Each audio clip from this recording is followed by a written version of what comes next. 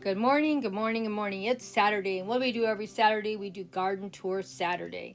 Oh my gosh, I can't wait to share you my garden and what we've been up to. I was going to do a lot more in my gardening than what I'm going to share today, but I've been sick, so I had to put those things on hold. But when we're gardening, we do the best we can. I'm going to share some garden updates with you and how things are coming along and how my seeds are doing in my green stalks and how my plants in the front yard that I moved from containers and plant them in the ground, how they are doing. And I did move a couple plants into containers, to larger containers, and see how they're doing. And we also want to share my wonderful, wonderful co-hostesses with you. And please go check out their wonderful channels. And we always enjoy having them join in with us for a garden tour Saturday. And I hope you all enjoy everyone's updates. This is one of my more favorite succulents in my garden. It is so beautiful and colorful, and they get quite large, so they don't make a lot of babies, but they do make them. And this particular one here has a little baby on the back side. I'm going to carefully take off and put it in a container. Look at how beautiful the center of this plant looks. Isn't it gorgeous? All the color and vibrance it has. I just love it. And here's my little baby. I'm going to snip off. I need to get a container for it. I want a pretty fancy one for I can look at it as it matures, and we'll do updates every couple of weeks or month and share how it's coming along. But it's easy to propagate these type of plants, and so even though they can be expensive to buy, I'm telling you, try it. This is one of my favorite little plants, and I finally have a baby that I can cut off and make into a new plant. Now, these plants are expensive, I know, but you have to think of them as being investment plants.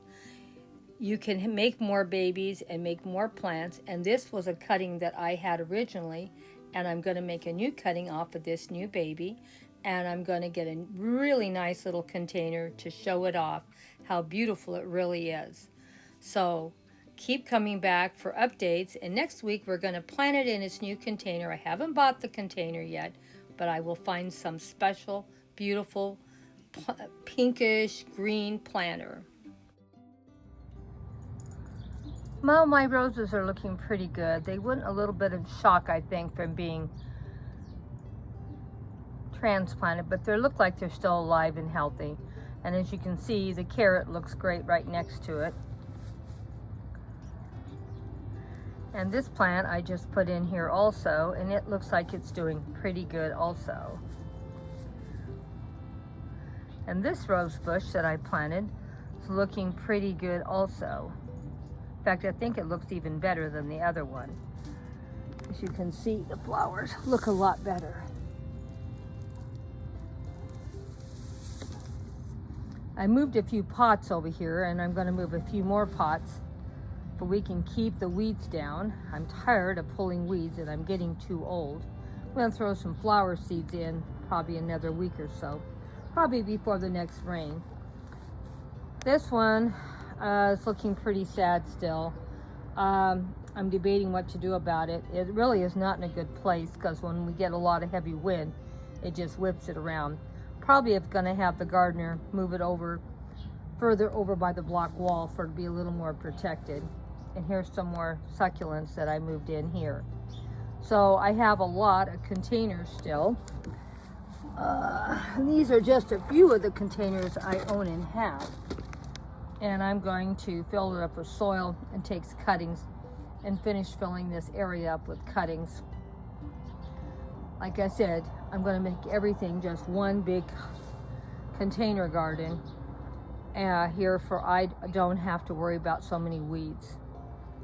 I'm really getting tired of pulling weeds out, and I'm not young anymore, and we just do the best we can. And this is radishes went to seeds, if you can believe it. This is such a massive plant. I eventually will end up pulling it out, but I'm going to wait until it's ready to sort of die more, because it is pretty to look at, and there's just millions and millions of little flowers everywhere, so it looks beautiful across the front yard. This is in the front yard. And I let a lot of my plants go to seeds just for I can see something beautiful like this. And I love how the tips of these have little red leaves. Don't they look pretty?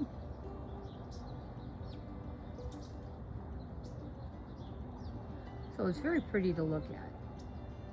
Now this is a bush that I have trimmed up like a tree, and you can see it has blooms, and it blooms year round. So I do love that a lot too. Let's go over and check out the green stock and see how they're doing. You can see a lot of things have come up, and we're going to have a lot growing in this green stock. Now I did plant a few seeds in here, but I also planted some plants also for I could look at something right now. And the ones that I planted are doing great.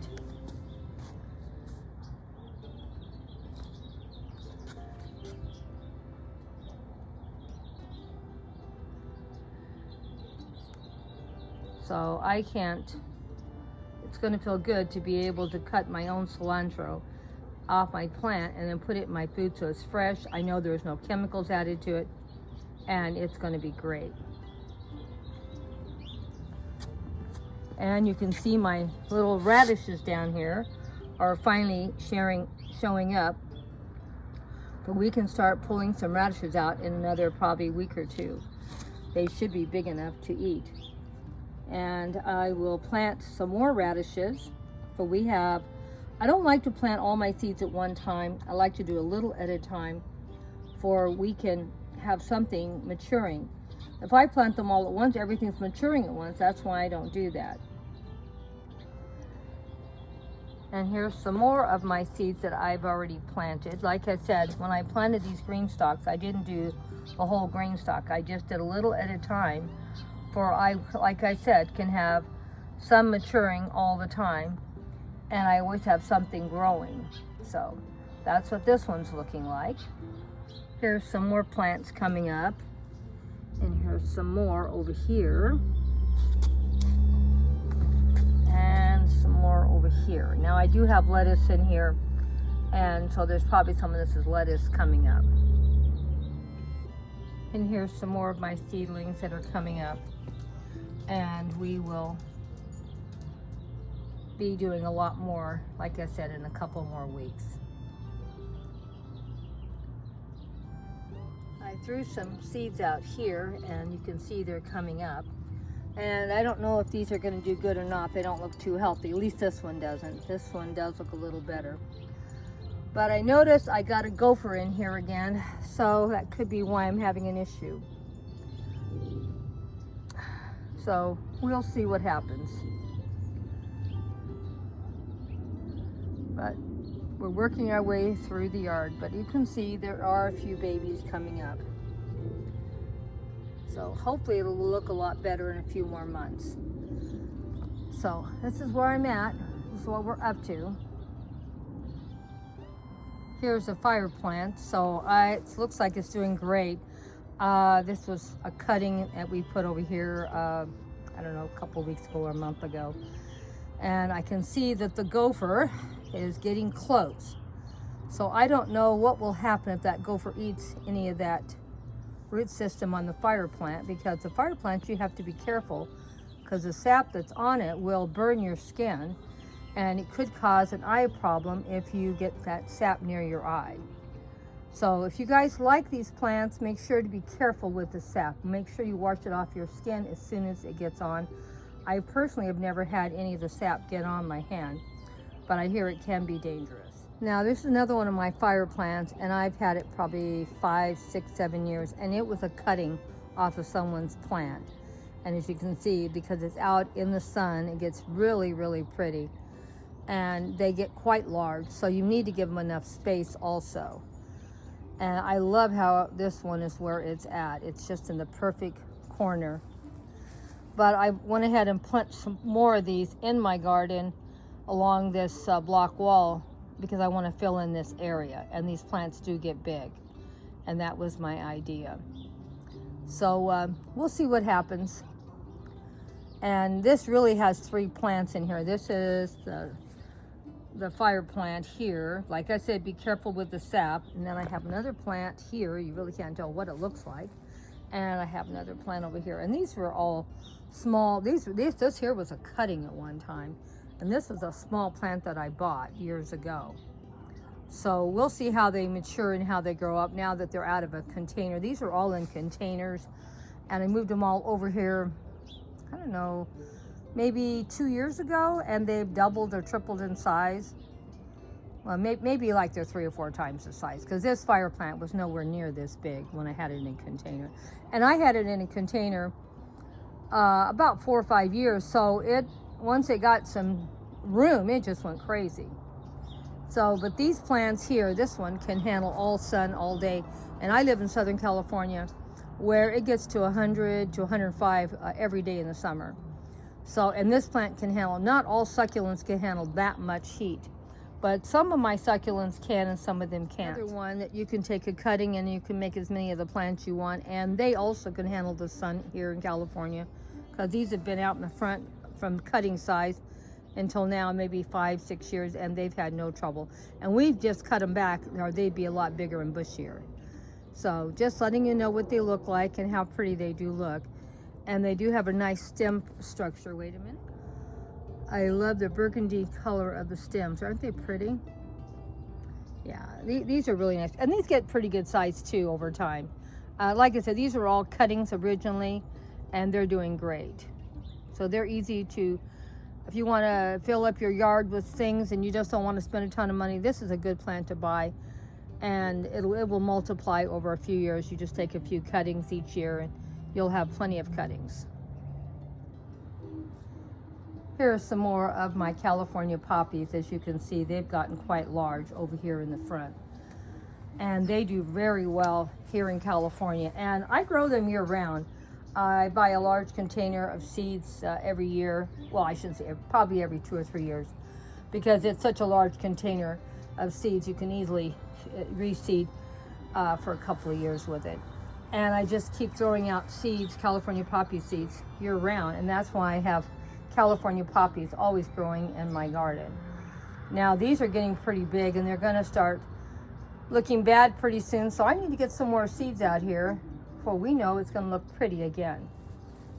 They're one of my favorite flowers, so I always have plenty of them growing in my garden. So, and these were, believe it or not, in a container a couple years ago. All these plants came from containers that I bought at the nursery. And I probably spent like $20 on it or something, but they had multiple plants in each container, and now that they've been put in the ground, look at how pretty it looks. Now these plants would have cost me a lot of money, as big as they are now. But start small and get yourself some pretty plants.